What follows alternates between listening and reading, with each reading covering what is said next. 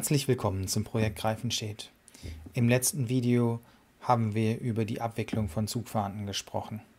Der Fahrdienstleiter kann einfach mit den grünen Start-Ziel-Tasten den Zügen ein Ziel geben, die dann selbstständig durch den Bahnhof geroutet werden. Heute wollen wir über Rangierfahrstraßen sprechen. Die funktionieren ein wenig anders. Der Rangierleiter benutzt immer nur die grauen Knöpfe, der Fahrdienstleiter immer nur die grünen Knöpfe und auf die Art und Weise kann an zwei Touchscreens gleichzeitig auf demselben Stellpult gearbeitet werden. Wir haben DG 4351 im Zulauf und die Berglok rechtzeitig im Stumpfgleis auf 3a bereitgestellt. Der Fahrdienstleiter gibt 4351 eine Einfahrt nach Gleis 4 und der Zug kommt an. Nun muss die Zuglok ins BW. Sie wird abgekuppelt und der Rangierleiter legt die Rangierfahrstraßen. Anders als Zugfahrstraßen gehen die Rangierfahrstraßen immer von Knopf zu Knopf und es wird nichts übersprungen. Also von dem einen Knopf zum nächsten grauen Knopf und dann von dem einen grauen Knopf zum nächsten grauen Knopf. Genau wie bei Zugfahrstraßen auch werden die Weichen und Signale verriegelt, sodass weitere Fahrstraßen über dieselben Weichen nicht möglich sind. Wir könnten jetzt also nicht parallel von Gleis 3 nach Gleis 3c fahren. Über die Rückmelder können wir die Position der Zuglok, der rangierenden Zuglok, nachverfolgen. Sie ist also in Gleis 3c angekommen und der Rangierleiter kann die Rangierfahrstraßen zurücknehmen. Dazu wird dieselbe Bedienhandlung wiederholt wie zum Einlegen der Rangierfahrstraße. Also von einem grauen Knopf zum nächsten grauen Knopf, ohne einen zu überspringen. Von einem grauen Knopf zum nächsten grauen Knopf.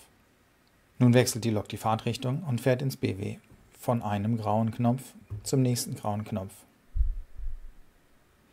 Weichen und Signale werden automatisch gestellt. Es ist in diesem Zustand auch nicht möglich, mit einer Zugfahrt über Gleis 1 oder über Gleis 2 zu fahren, denn diese Weichen hier sind entsprechend verriegelt. Nachdem die Lok im BW angekommen ist, wird die Rangierfahrstraße von Hand zurückgenommen, indem dieselbe Bedienhandlung wiederholt wird. Im BW können die Lokpersonale selber rangieren, denn es gibt ein Ortsstellpult. Alternativ können die Weichen auch vom Hauptstellpult gestellt werden. Dabei ist das Ortsstellpult so programmiert, dass es nicht möglich ist, in den Gleisbereich des Bahnhofs zu fahren, ohne eine Fahrstraße vom Hauptstellwerk zu bekommen. Nun kommt Teil 2 des Manövers. DG 4351 steht ja noch auf Gleis 4. Die Berglok drückt aus dem Stumpf nach Gleis 4, wieder von grauer Taste zu grauer Taste per Rangierfahrt. Wenn die Lok dort angekommen ist, wird die Rangierfahrstraße zurückgenommen. Die Rangierlok steht jetzt also hinter den Wagen und will die Wagen auf den Berg drücken. Auch dazu werden Rangierfahrstraßen gelegt. Wieder gilt, keinen Knopf überspringen, sondern immer von einem grauen Knopf zum nächsten. Von einem grauen Knopf zum nächsten. Und jetzt kann der Ablaufspaß losgehen. Es ist ratsam, die Rangierfahrstraße von Gleis 4 nach Gleis 4c stehen zu lassen, denn auf diese Art und Weise wird zuverlässig verhindert, dass andere Züge in das Gleis 4 einfahren oder Weichen benutzen, auf denen noch ein Zug stehen könnte.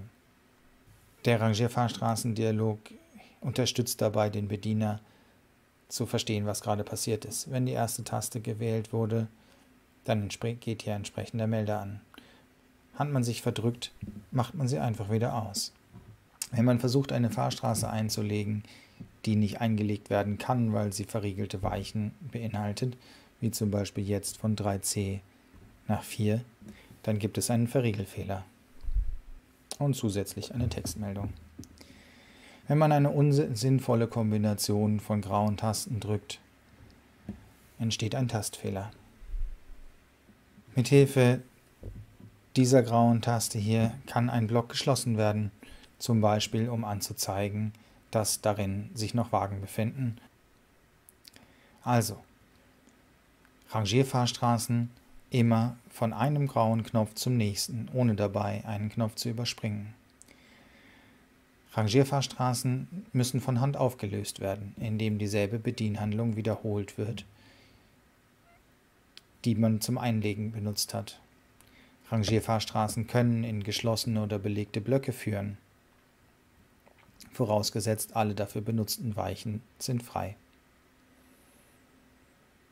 Rangierfahrstraßen verhindern den Verschluss von Zugfahrstraßen oder anderen Rangierfahrstraßen und sollten deswegen so lange stehen bleiben, wie Wagen oder Loks in dem Abschnitt stehen. Vielen Dank fürs Zuschauen. Wenn dir das Video gefallen hat, lass mir gerne ein Like da oder abonniere den Kanal. Bis zum nächsten Mal.